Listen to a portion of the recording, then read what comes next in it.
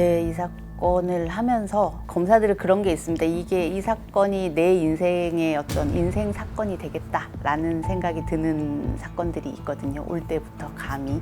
이 사건은 내가 이 사건을 잘 마무리하려고 여기 왔구나라는 생각을 저 스스로는 좀 가지고 했었던 만큼 사실은 이 사건을 이렇게 이제 재심을 열고 다시 우리가 과거의 과오를 바로잡을 수 있도록 하는 것은 최말자 씨의 노력이었거든요. 최말자 선생님께 저희는 감사드린다라는 말씀 드리고 싶습니다.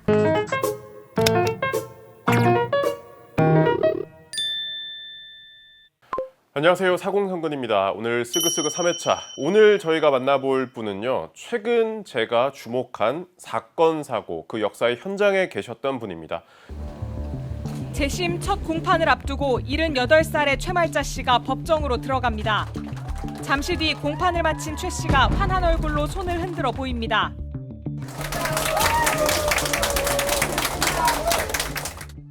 자, 이 사건 사고의 인물, 이례적으로 법정에 나와서 피해자에게 직접 사과했던 정명원 부장검사 이 자리에 모셨습니다. 안녕하세요. 안녕하세요. 검사라는 직업이 사실 저 같은 취재 기자들은 많이 만날 수 있지만 시청자들 입장에서는 아직까지도 생소하고 좀 멀리 느껴지는 게 사실이거든요. 근데 이 최말자 씨 사건에서 직접 부장검사, 공판 부장검사가 나와서 사과를 하셨어요. 어떤 사건이었고 어떤 그 공판 과정에서 일들이 있었는지를 지금부터 좀 여쭤보겠습니다. 이제 부산지검에서 이제 재심이 진행됐는데 최종 무죄를 구형하셨네요. 최말자 씨 사건은 1964년도에 있었던 사건입니다. 당시에 이제 19세이던 최말자 씨가 어느 날 그 모르는 남성으로부터 성폭행 시도를 당하게 되는데요. 그때 이제 입안으로 들어온 혀를 이제 저항하는 과정에서 깨물었는데 이제 혀가 일부 절단되게 되었습니다. 근데 그 일로 인해서 최말자 씨가 남성에게 중상해를 가했다 이렇게 해서 당시 처벌받았던 사건입니다. 당시에도 정당방위를 주장했으나 인정되지 않았던 사건인데요. 법조계에서는 법률가라면 누구나 알고 있는, 그러니까 정당방위가 인정되지 않은 케이스로 모두 다 알고 있을 정도로 유명한 역사적 사건이었습니다. 그런데 이번에 이제 재심 개시 결정이 되면서 2025년에 이 사건에 대해서 다시 재판을 하게 되었고요. 지금 선고만 남겨두고 있는데 저희 검찰에서는 무죄를 구형한 바 있습니다. 저희가 오늘 촬영일 기준으로 이제 선고가 한 달쯤 남았나요? 9월 10일 선고 9월 예정입니다. 10일. 네. 정당방위가 인정되지 않았던 유명한 판례가 한 달 뒤쯤이면은 재심을 통해서 우리가 다시 사건을 판단하게 된 또 유명한 사례로 남게 될 수도 있겠네요. 예, 그럴 것 같습니다. 아직 법원의 판단이 남아 있습니다만 중요한 사건이 될 것 같습니다. 이 사건에 대해서 좀 여쭤보고 싶은데 처음으로 돌아가서 이 사건을 배당받았을 때 어떤 느낌이셨습니까? 그날의 기억이 생생해요.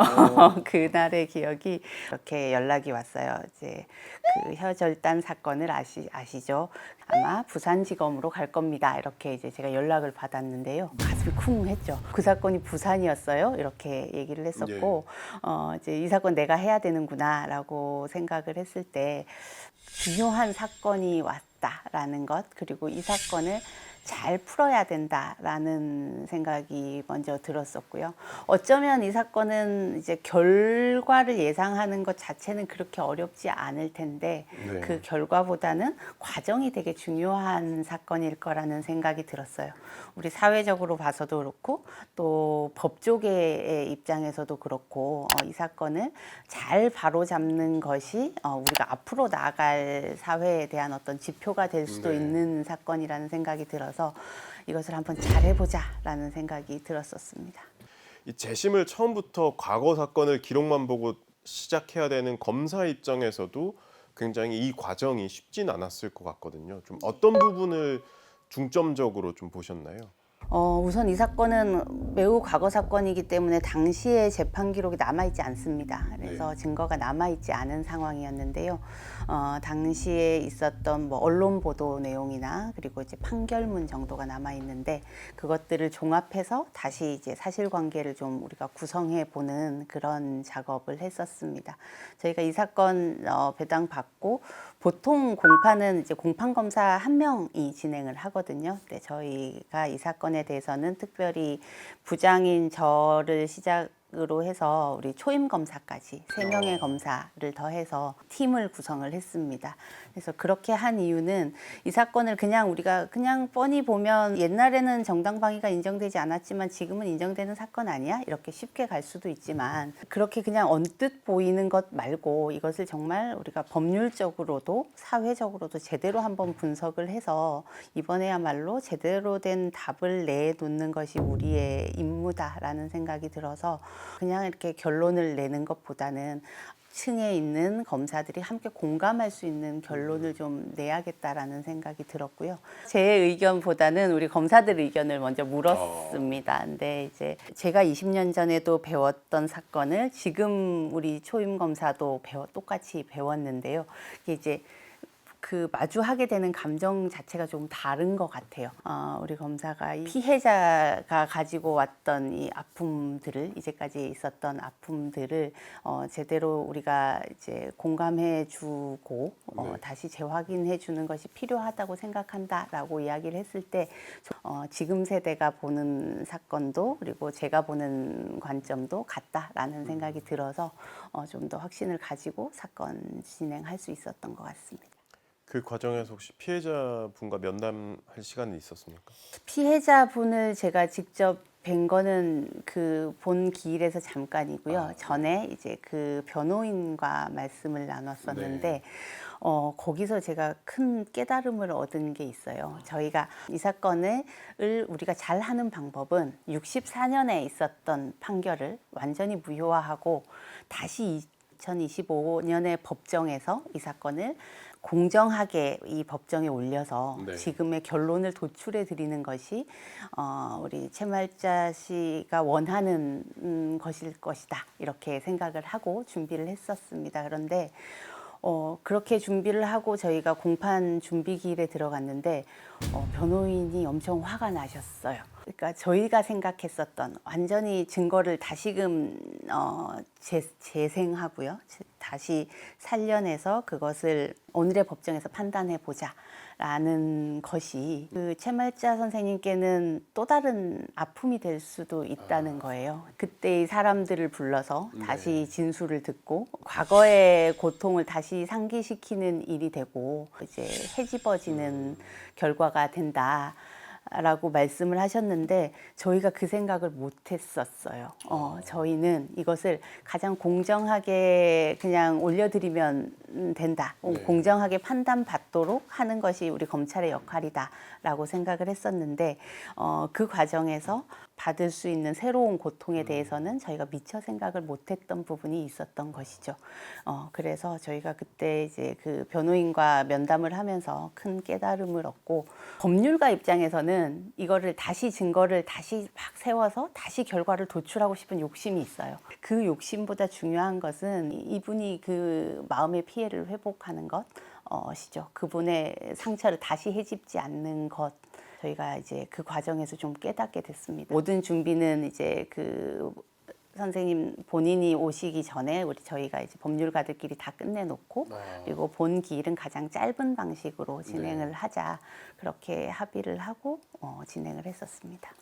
네. 지금이라도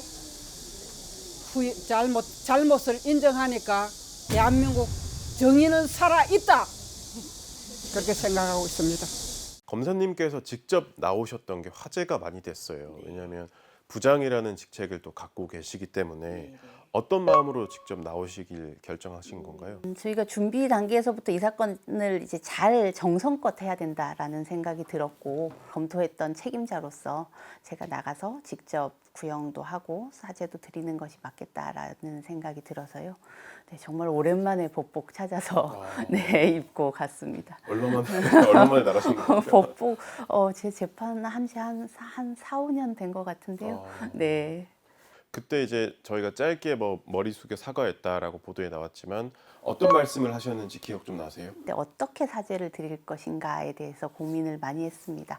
사실 이 사건에 있어서 사죄 드릴 포인트들은 상당히 많습니다만 검찰이 사과를 드려야 되는 핵심적인 지점은 무엇일까라고 생각했을 때 검찰의 역할은 범죄 피해자를 범죄 자체로부터도 보호해야 하지만 사회적 편견이나 2차 가해로부터도 보호하는 것인데 이 사건에 있어서는 검찰이 그 역할을 다하지 못했고 오히려 반대 방향으로 작동했다. 그래서 그 점에 대해서 저희가 사죄드린다라고 말씀을 드렸어요. 어떤 시대이든 법률가의 역할은 그 사회적 편견을 걷어내고 사건을 사건으로서 정당한 개인의 권리를 보장해주는 방식으로 재판을 진행하는 것이 법률가의 의무인데 네. 당시에 우리 법률가들은 그 역할을 제대로 하지 못했다라는 지점에서 제가 법정에서 드릴 수 있는 사과의 어떤 핵심이어야 한다는 생각이 들었고 그렇게 해서 사죄를 드렸습니다. 그 순간의 그 법정 안의 분위기 느껴지시나요? 법정이 엄청 좁은 법정이었는데요. 아, 네. 사람이 가득했습니다. 이제 방청석에도 사람이 가득했고 이제 그 좁은 법정이어서 다 들어오지 못하신 네. 분들이 복도에 이제 가득 계셔서 그 열기까지 느껴지는 상황이었는데요. 그때 이제 그 하얀 옷을 입은 이제 최말자 씨가 들어오셨고 제 맞은편에 앉아 계셨죠. 그래서 그분께 사죄를 드리는데 그분만 보고 해야 한다고 생각했어요. 사회에 대한 검찰의 입장 표명이기도 하지만 그 60년의 세월 동안 고통을 받으신 저분 개인에게 드리는 사죄여야 한다라는 생각이 들었었고요. 우리 부장을 지켜보는 또 후배 검사도 같이 있었을 거 아니에요? 네. 그 검사분한테도 굉장히 뭐 역사적인 공판이고 또 앞으로 검사 생활을 하는 데 있어서는 뭔가 기념비적인 사건이 됐겠네요. 당시에 법정의 그 방청으로 로스쿨생들이 또 방청을 왔었습니다. 그래서 그 재판 이후에 우리 로스쿨생들하고는 이제 대화를 잠시 나눴었는데요. 이 사건이 어떤 사회적으로 어떤 변화를 가져올 것이냐. 라고 이제 질문을 했는데 과거에 우리는 정당방위가 인정되지 않고 과잉방위의 케이스로 모두 다 배웠는데 이제 그것이 잘못되었다라는 판단이 나서 재심으로 바로 잡았던 사건으로 다음 후세들은 배우게 될 것이다 라는 것이 의미 있는 지점이 아닐까 합니다. 최말자 씨와 변호인들이 노력을 끝까지 포기하지 않으셨고 여러 가지 증거를 또 수집해서 이 재심이라는 시간까지 오는 데만 60년이 걸렸는데 검사 입장에서만 보자면 과거 내 선배들의 수사를 혹은 이걸 과잉 방어로 정의했던 선배들을 다시 재정의하고 과오를 바로 잡는다는 것에 대한 부담은 없으셨는지요? 부담이 있죠. 그래서 저 내부 합의가 중요하다라고 생각을 했어요. 이 사건은 그러니까 결과 정당방위가 인정되지 않았다라는 결과뿐만 아니라 내부적으로 들여다보면 그 당시에 재판 과정에서 이제 이 분께 가했던 어떤 고통과 상처들이 많이 있었거든요. 그래서 그 지점에 대해서는 저희가 충분히 사죄를 드리고 극복해야 될 시대가 왔다라고 생각을 합니다. 저희 내부에서도 공감대가 충분히 형성됐었고요. 그래서 할 수 있었던 것 같습니다. 법조인 생활을 마무리할 때 여러 사건이 기억이 남으실 텐데 머릿속에 한 부분을 차지할 것 같은데요. 네, 이 사건을 하면서 검사들은 그런 게 있습니다. 이 사건이 내 인생의 어떤 인생 사건이 되겠다라는 생각이 드는 사건들이 있거든요. 올 때부터 감히. 이 사건은 내가 이 사건을 잘 마무리하려고 여기 왔구나라는 생각을 저 스스로는 좀 가지고 했었던 만큼 대단히 제 개인으로서도 깨달은 바도 많고요. 제가 이거 하면서도 깨달은 바도 많고 그리고 제가 이 사건 이제 이야기를 하게 되면서 꼭 하고 싶은 이야기가 이 사건으로 제가 뭐 무죄 구형을 하고 뭐 이례적으로 또 사죄를 공판장에서 드리고 이렇게 해서 조금 화제가 되었는데 사실은 이 사건을 이렇게 이제 재심을 열고 다시 우리가 과거의 과오를 바로 잡을 수 있도록 하는 것은 최말자 씨의 노력이었거든요. 오직 최말자 씨가 포기하지 않고 이렇게 용기를 내셔서 재심을 신청을 하셨고 또 그 재심 개시까지 되게 어려운 과정이었는데 그 곁에 있으셨던 변호인들이 옆에서 이제 충실히 그 증거들을 모으고 이렇게 해 주셨기 때문에 그 장이 마련이 되었고 네. 그래서 저희로서도 오류를 바로 잡을 수 있는 기회를 받을 수 있게 됐어요. 그래 주인공은 그분들이어야 하고 그래서 채말자 선생님께 저희는 감사드린다라는 말씀 드리고 싶습니다. 20년 검사 생활이라고 하면 저희가 상상도 할 수 없을 정도의 많은 사건과 공판을 다루셨을 것 같은데 이 최말자 씨 재심 사건 말고 혹시 기억에 남는 사건과 인물이 있을까요? 기억에 남는 사건은 주로 말씀드리기 어려운 사건들입니다. 너무 아프거나 네. 너무 이제 고통이 큰 사건들이죠. 당사자들의 고통이 커서 제가 감히 입에 다시 올리기 어려운 사건들이 주로 기억에 남고요. 이제 법정에 저희가 있으면 정말 다양한 인물들을 많이 보거든요. 법정에서 연기하시는 분들이 좀 있어요. 눈이 보이지 않는다라고 네. 연기하시는 분이 계셨어요. 이분은 그런데 죄명이 이제 불법 촬영을 한 죄로 기소가 됐는데 자신은 눈이 보이지 않기 때문에 이걸 촬영하지 않았다라고 주장하시는 분이 있었어요. 근데 증거는 수집됐을 거 아니에요? 그렇습니다. 어. 이미 그분이 찍은 예, 예. 영상이 있고 예, 예. 그 영상 안에 그분이 이제 눈이 보이는 채로 활동하시는 그 영상이 모두 있는데도 이제 눈이 보이지 않는다라는 주장을 하셨는데 그렇게 주장을 하시면 이제 법정에서 재판이 진행되는 동안 계속 눈이 보이지 않는 연기를 하셔야 하잖아요. 네. 근데 그게 참 어렵습니다. 뭐 부지불식간에 이제 그 재판장의 질문에 그 영상은 그 다른 영상입니다. 이렇게 얘기를 해서 뭐 들키기도 하고. 재판장께서 자 증거 목록 몇 번에 있는 영상 한번 보겠습니다 해서 틀었는데 갑자기 피고인이 그 영상은 그게 아니고요 이렇게 말했던 거예요? 그 영상을 틀었는데 이제 그분은 안 보이신다고 하니까 저희는 안 보이는 줄 알고 이제 재판장이 변호인한테 물었어요. 저기 나오는 피해자가 그 피해자인 것까지는 인정하시는 겁니까? 라고 네. 이제 물었는데 이분이 그 피해자는 맞는데 저거는 그날 영상이 아니고 다른 영상이다 이렇게 대답을 해버린 거예요. 본인 스스로 자기가 연기하고 있다는 걸 또 자백을 하게 된 셈이네요. 네.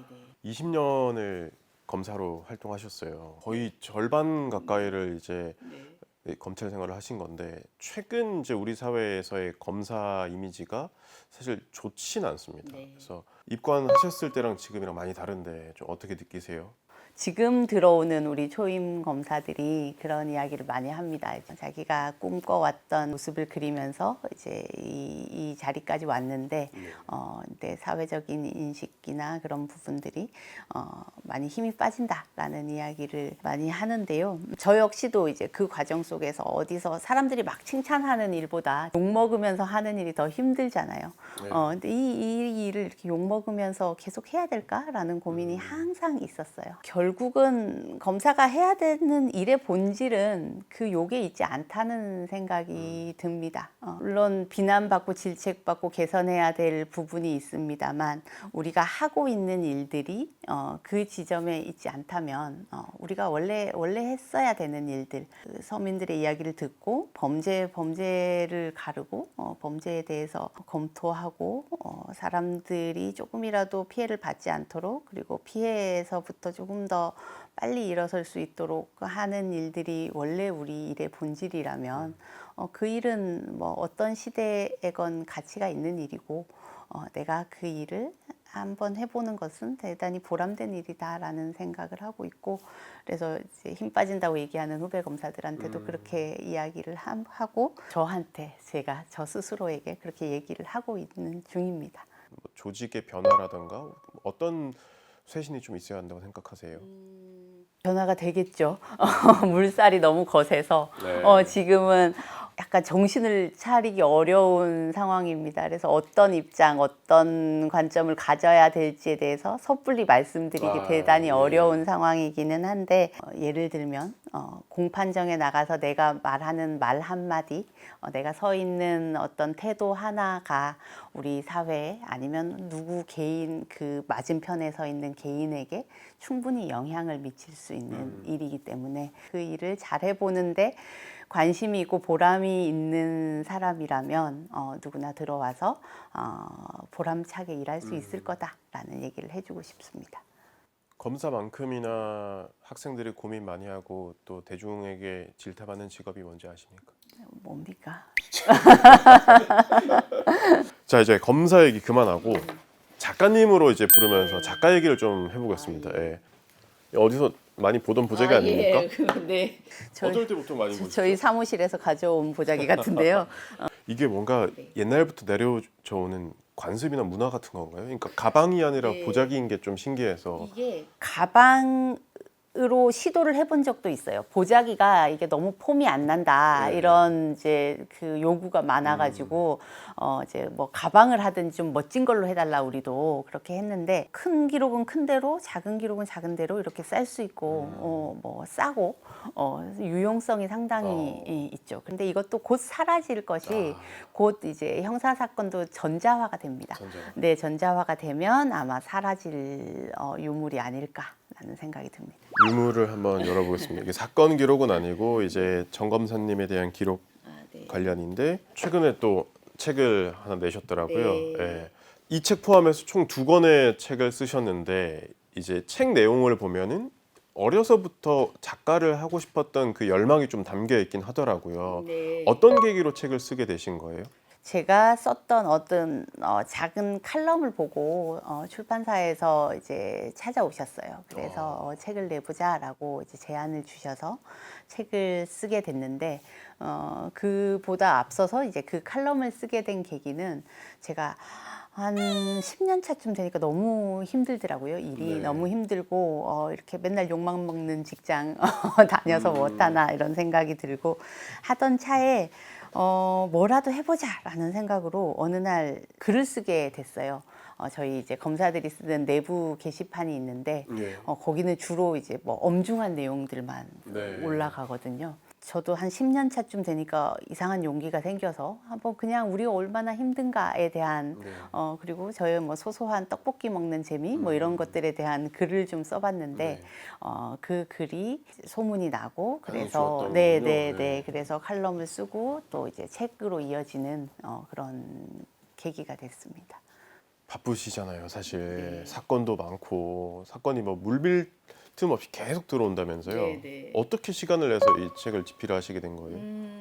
바쁘고 힘드니까 오히려 조금 여가처럼 썼어요. 그러니까 네, 저희가 법률가로서 쓰는 글들하고는 전혀 다른 네. 글이어서 규격화된 글만을 쓸 때의 답답함 그런 감정들을 오히려 글을 쓰면서 조금 힐링하는 측면이 있어서 그렇게 썼고 그래서 이제 아침에 일 시작하기 전에 그 다음에 퇴근해서 네. 이렇게 해서 조금씩 써서 그래서 조금 써서 시간이 많이 걸렸습니다.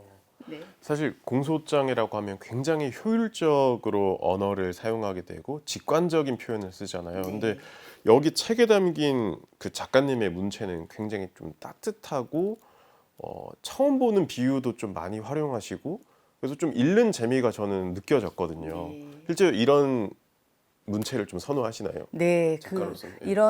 저는 이런 문체를 좋아하는데 공소장에는 이렇게 쓰면 혼나요. 그래서 그때 못 푼 한을 이 책에 좀 담았습니다. 네. 근데 저는 이 민원인이 송곳 가져온 사건 이게 되게 잘 읽히던데 그 송곳 사건 어떤 건지 한번 설명해 주시죠. 제가 어느 민원인 늘 반복적으로 청에 오시는 민원인이 있으셨어요. 근데 늘 이제 그냥 점잖게 오셔서 항상 반복적으로 우리가 처리할 수 없는 민원을 계속 똑같은 민원을 제기하시고 돌아가시고 하는 점잖은 민원인이 있으셨는데 제가 어느 날은 그분 이야기를 좀 들어야겠다라는 생각이 들었습니다. 저분 이야기를 듣고 저 민원을 좀 해결해 드려야 되겠다라는 생각으로 이제 그분을 뵀는데 그분이 평소에 대단히 점잖은 분이었는데 그날은 이제 말씀을 하시다가 가방에서 송곳을 꺼내서 이제 저를 겨누셨어요.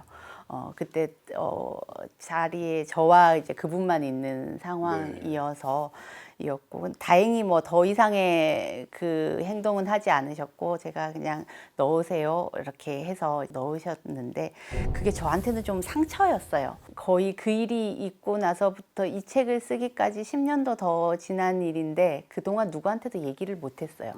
얘기를 못한 이유는 제가 그 송곳으로 상처를 입지 않았지만 제가 가지고 있었던 선의에 대한 상처를 입었다고 생각을 했어요.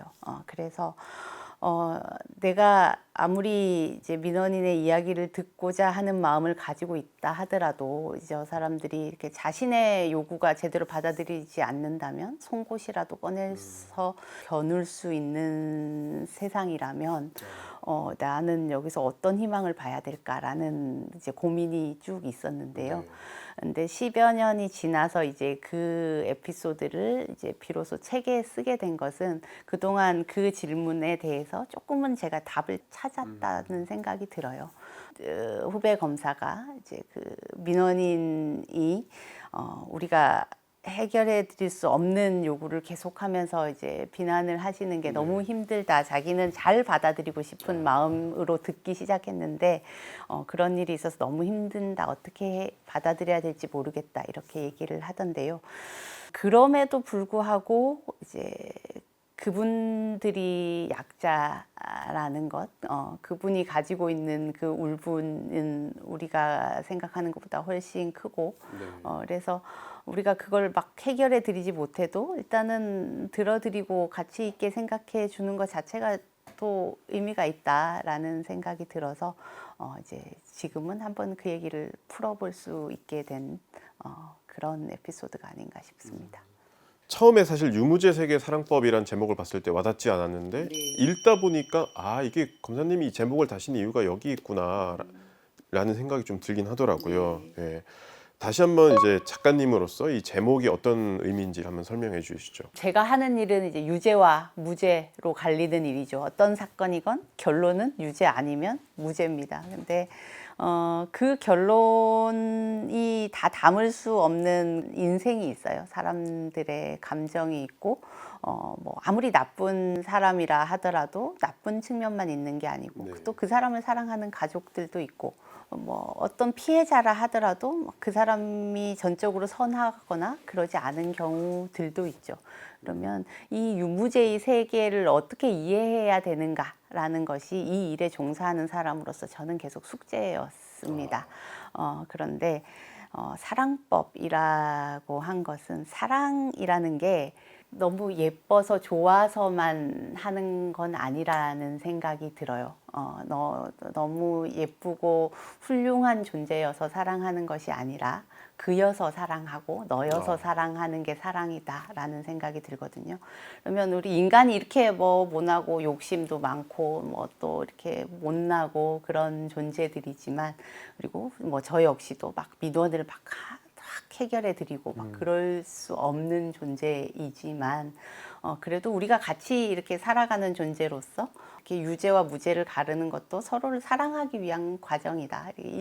인간이라는 종족에 대한 어떤 사랑을 놓치지 않기 위한 과정이 우리 형사사법 재판 이 과정이 아닌가라는 생각이 들어서 제목은 이렇게 한번 정해봤습니다. 그것뿐만 아니라 또 이제 제 세 번째 책, 네 번째 책이 기대되는 상황인데, 이 검사님이자 작가님은 또 어떤 목표를 갖고 계신지 저희가 이 보자기 속에 방명록을 저희가 받고 있어요. 그래서